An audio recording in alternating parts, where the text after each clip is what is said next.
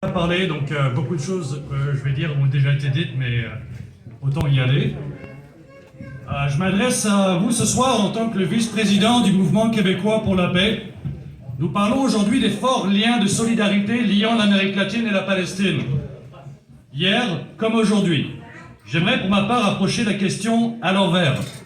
Et vous m'excuserez, commencer par parler du soutien historique et contemporain d'Israël, avant-poste de l'impérialisme occidental au Moyen-Orient, envers les régimes compradors et fascistes en Amérique latine, eux-mêmes noyaux sbires des États-Unis.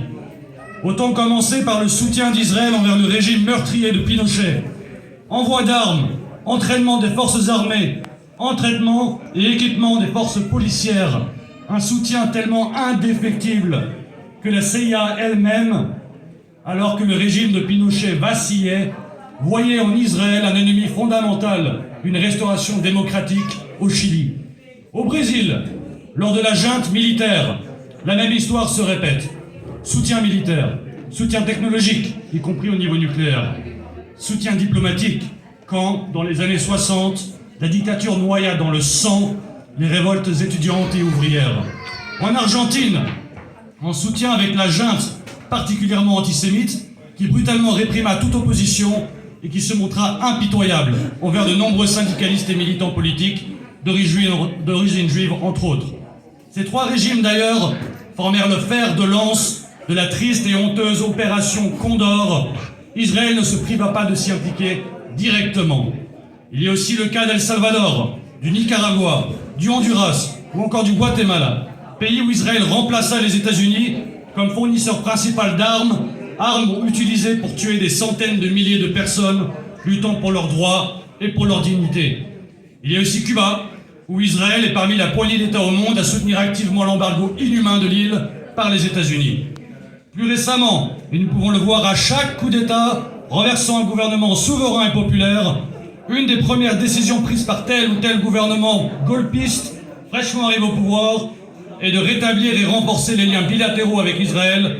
Boluarte au Pérou ou Agnès en Bolivie en sont des exemples parfaits. Quand nous parlons du soutien actuel du Chili envers la Palestine, où d'ailleurs le chef du Parti communiste, Daniel Jadwe, est l'un des 500 000 Palestiniens chiliens résidant dans le pays, ou encore du fait que le chef du FMLN, héros du peuple salvadorien, Shafik Andal, ait donné l'ordre de couvrir son cercueil de drapeaux salvadoriens du FMLN et de la Palestine, pouvons-nous simplement l'expliquer par un sentiment d'attachement national avec celle-ci? Quand nous parlons du soutien héroïque de Cuba, pourtant si petite et si vulnérable face à la menace des États-Unis, son soutien envers la Palestine, son soutien militaire, son soutien diplomatique, son soutien humanitaire, pouvons-nous simplement expliquer cela par ses valeurs internationalistes, son sens du devoir, voire une certaine abnégation militante?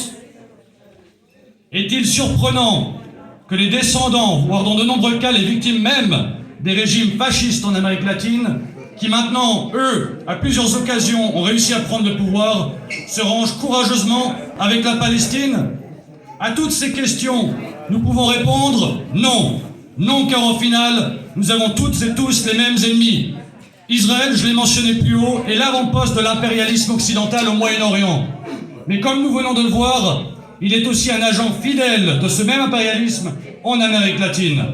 Un impérialisme qui pousse pour le maintien de son hégémonie par tous les moyens pour mieux servir les intérêts économiques du grand patronat. Et le grand patronat, les marchands de guerre, on en a aussi au Québec. Ici même à Montréal, véritable plaque tournante migratoire et ville sanctuaire de nombreux réfugiés politiques latino-américains. Ville ancrée dans la solidarité internationale à l'époque de la guerre de Vietnam, tout comme aujourd'hui. Ici à Montréal, les luttes de solidarité internationale, que cela soit avec la Palestine ou encore avec l'Amérique latine, se rejoignent ensemble et ensemble mènent le combat. Petit à petit, alors que la crise sociale et économique frappe durement la classe ouvrière québécoise, celle-ci identifie nos ennemis mutuels et elle aussi se joint à la lutte.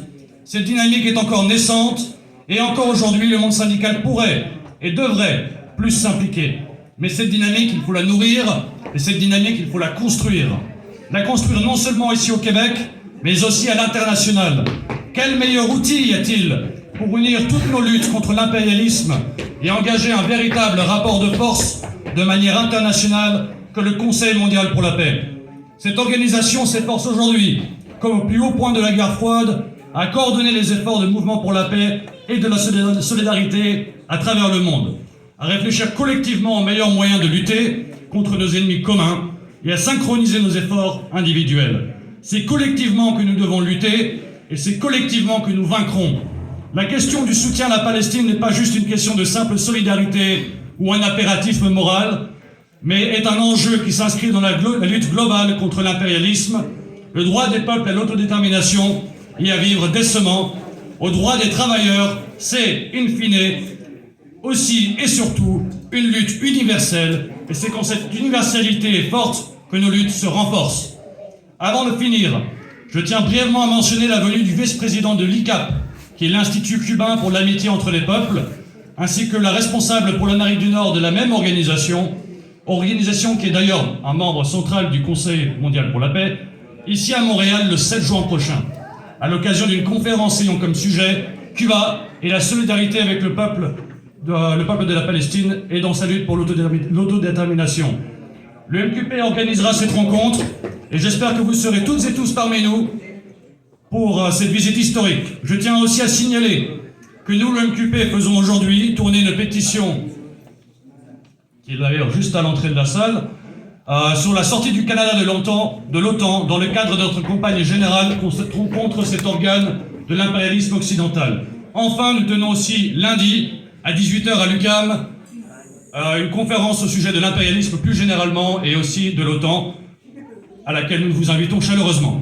Sur ce, vive la solidarité internationale! Vive la Palestine libre! À bas l'impérialisme!